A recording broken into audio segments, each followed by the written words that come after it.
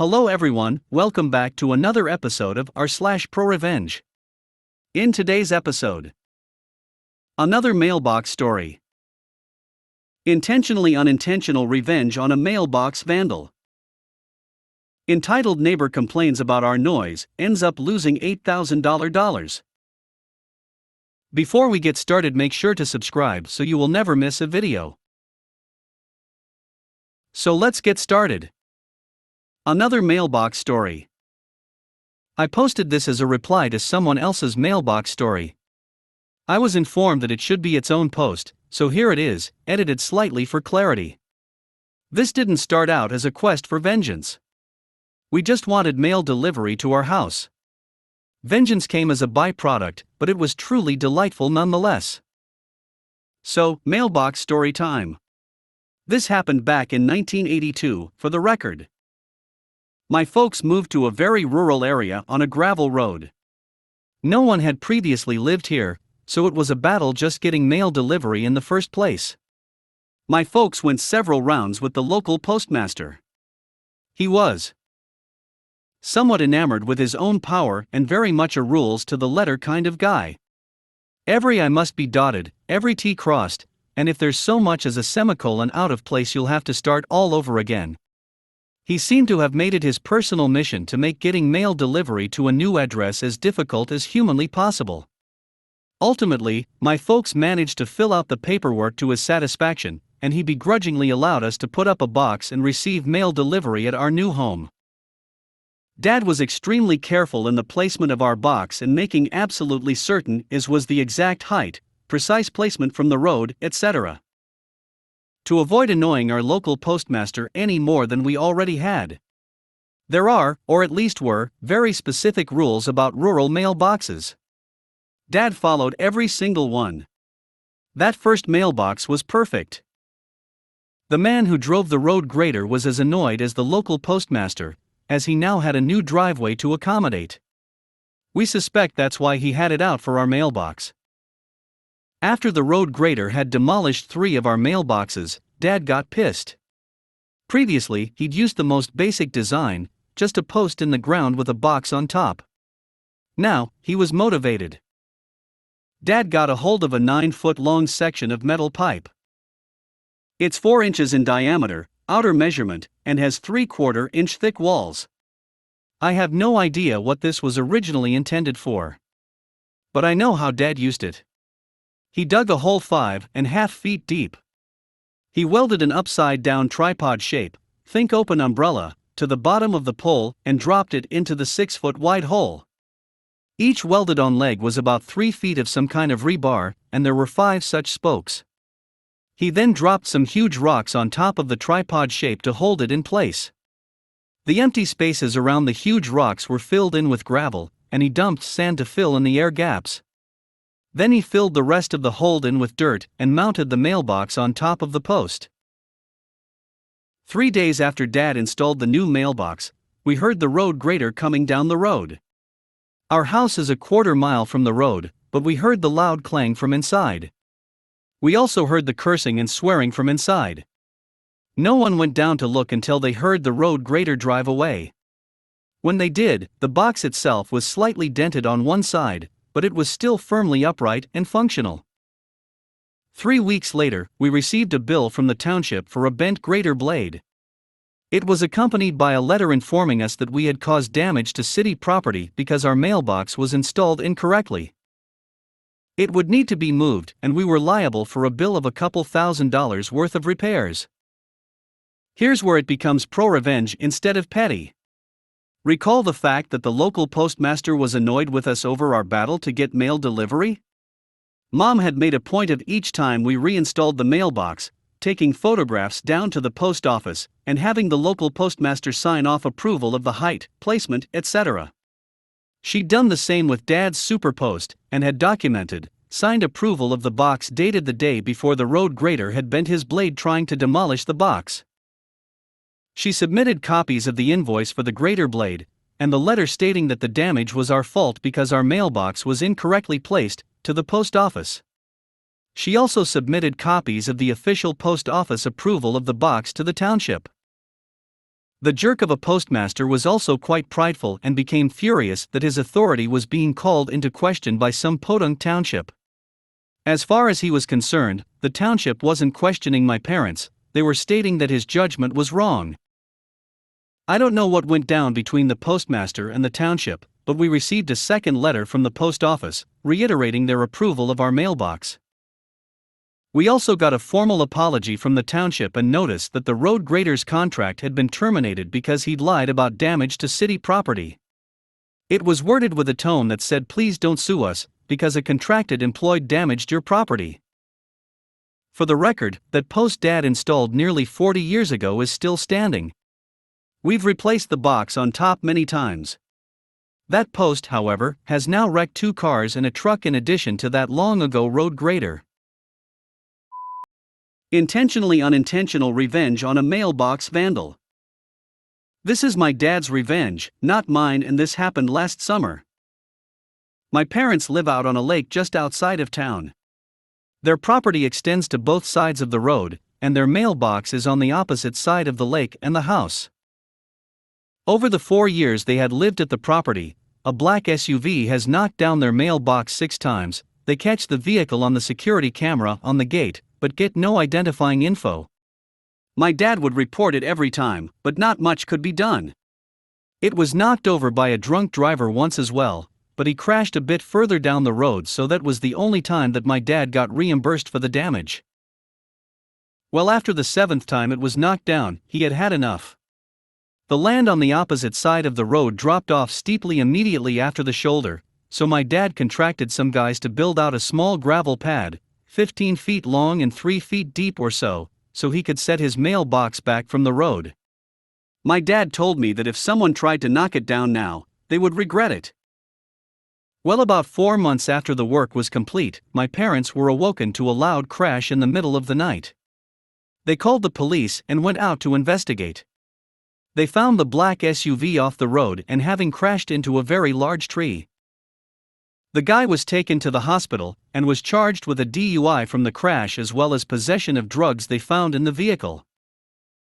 By building out the gravel pad and moving the mailbox back by just a few feet, it still appeared that the mailbox was on the shoulder and still seemed like an easy target. In reality, those 3 feet made all the difference. Because the pad was so short, the vandal left the roadway before the pad started, and when the right side of his vehicle went off the shoulder, his car went veering down the steep incline. The dude was pretty badly injured, and I know my dad felt bad about this. I think this was much more effective than he had in his mind. My dad isn't the kind of person to intentionally injure someone, so I am sure he was hoping to just cause damage to a vehicle and teach a lesson that way. Entitled Neighbor Complains About Our Noise, Ends Up Losing $8,000. Sometime around 2002 my wife and I moved into an 1,100 square foot condominium with 3 bedrooms and 2 baths. We were very fortunate to get this condominium as a second owner, and we paid only $114,000, $6,000 more than the original price. Our condo was on the 3rd floor and all rooms were carpeted throughout the condo with only one small 4x4 square of linoleum inside the front door to the outside breezeway. This will become important later. And yes, even the bathrooms, kitchen and dining room were carpeted. The front door opened to a large open space with vaulted ceilings with the great room to the left and the dining room and kitchen to the right. The kitchen area was separated from the great room with a wall that had a cutout over the kitchen sink, and we had a long hallway directly going out of the great room to all the bedrooms and straight in front of the front door. We got to know some of the neighbors and got along well with most of them. The neighbors directly below us were a young couple that were attending university and were nice and cordial with us. Shortly after they graduated, they rented out their condo to her brother and his college friends. The brother was a decent guy and we mostly had no problems except for one of his birthdays where their music and boisterous conversations and happy birthdays, etc. kept us up until 4:30 a.m. in the morning. My wife and I returned the favor by blasting our music the very next morning at 8 a.m. But we talked a couple of weeks later and all had a laugh about it and never had any real problems after that. Between 2004 and 2006 we changed all the flooring in the kitchen and dining room to ceramic tile, including the area in front of the front door, to avoid having to pay for carpet cleaning in the dining or kitchen area due to spills, or our young daughter throwing food on the floor from her high chair. In 2007 our cordial neighbors sold their condo to an older newlywed couple, late 20s to early 30s. Now if anyone has lived in between a first and a third floor condo or apartment, you will know that it is the worst place to be if you expect silence. With kids or music you will always have some noise that filters through the floor or ceiling. I don't know what they were thinking or expecting when they moved in there. I was blissfully unaware that the condo had been sold until one day about a month later I brought home a powered subwoofer and hooked it up to my home theater sound system, around 6 p.m. I promptly put on an action flick with some big explosions and sat down to enjoy the new and improved immersive sound. After a little bit of gunfire and 2 explosions I hear the doorbell ding dong. I get up and immediately hear ding dong again. I walk the 5 feet to my front door and open it to see my entitled neighbor, I'll call her Karen, standing on my doorstep. Me, hi. Can I help you? Very agitated Karen, my husband and I are trying to enjoy a quiet and peaceful dinner. Can you please turn down whatever show you are watching? We can hear everything that's going on. Me, Sure. Sorry about that. She turned around and walked away. I closed the door, turned the subwoofer down a ways and the main volume down a bit and thought nothing of it. Shortly after the next round of gunfire and explosions I hear the ding-dong, and then some rapid fire knocking at my door. I paused my movie and then I opened the door to see Karen again. Me, Hi. What can I do for you? Karen, we can still hear everything from your show. You need to turn it down now. At this point I was a little fed up with her crap and decided to call her on it. Me, you say you can hear everything. Can you give me some of the last dialogue you heard? Karen, I don't know. I just know you are watching XXXX show. She was totally wrong. Me, no. I am actually watching YYYY movie and here are the last 3 lines of dialogue. And I gave her those lines. Me, it seems you can't hear my movie as well as you are claiming. Karen, with blazing eyes and red in the face, I don't care. It's too loud. You need to turn it down. Me, actually noise ordinance says I don't have to turn it down until 10 p.m. Karen, getting huffy, fine. I guess my husband and I will have to go out to eat to get some peace and quiet. Me, in my most cheerful voice and waving, have a good night. I then turned my subwoofer up a little and the main volume back up to its previous level and enjoyed the rest of my movie. The neighbors did end up going out that night for dinner or whatever. At our next HOA meeting Karen stands up and complains long and loud about the noise. How she can hear kids jumping on the carpeted floor, we had a 4-year-old, and crying, we had a new baby, and hear us walking up and down our hallway, and hear our music in movies and TV shows, and how the Hispanic neighbors on the first floor play their music on Saturday mornings so loud they can't sleep in and argue so loud they can hear every word etc. ad nauseum. This went on for 6 months. Every time she complained the HOA told her if it's between the hours of 8 a.m. to 10 p.m., we can do nothing. If it's after 10 p.m. and before 8 a.m., you can call the police. And then the HOA would send out a letter by U.S. mail asking everyone to be cognizant of their neighbors and laying out the local city noise ordinance. I finally stopped attending the HOA meetings after month 3 of the same bullcrap. She never failed to visit at least once or twice in the week after these notices, and twice she taped them to my door. I also learned during this time that they were members of our church and had actually been assigned to visit us each month. They never did. Cue the ProRevenge. Around the 6 to 7 month mark of her constant complaints and harassment, and even a couple of visits from some very apologetic police officers after 11 p.m. at night, they said they could hear nothing outside of my condo door, we decided to upgrade our flooring. We knew this would inflame our entitled neighbor, but we didn't care as we were tired of the constant stream of complaints from them. We chose to extend the entry tile all the way from the front door, down the long hallway to the master bedroom door, and we wanted to tile the bathrooms as well. We also went with a light coffee-colored bamboo hardwood in our great room. So, demolition first. We tore out the carpet and tack strips, and pried the base molding trim off the walls.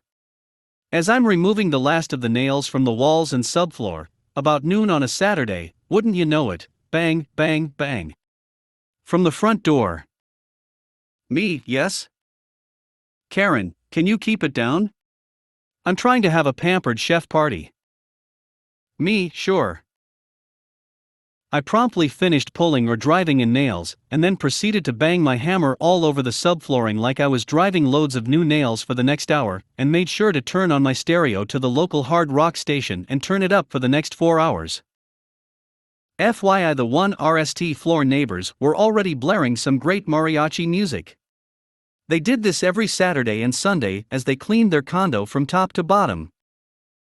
We then rented a hardwood floor nailer that, in addition to compressor noise, and to loudly driving a nail into the flooring and subfloor, also had to be struck with a large dead-blow hammer. Bang. Bang. Bang.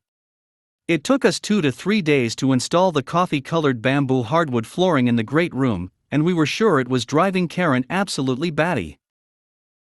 We ended up installing an awesome tile inlay down the hall, had tile running from the front door to the master bedroom door along the great room side of the divider wall, tile in the dining room, kitchen, and both bathrooms.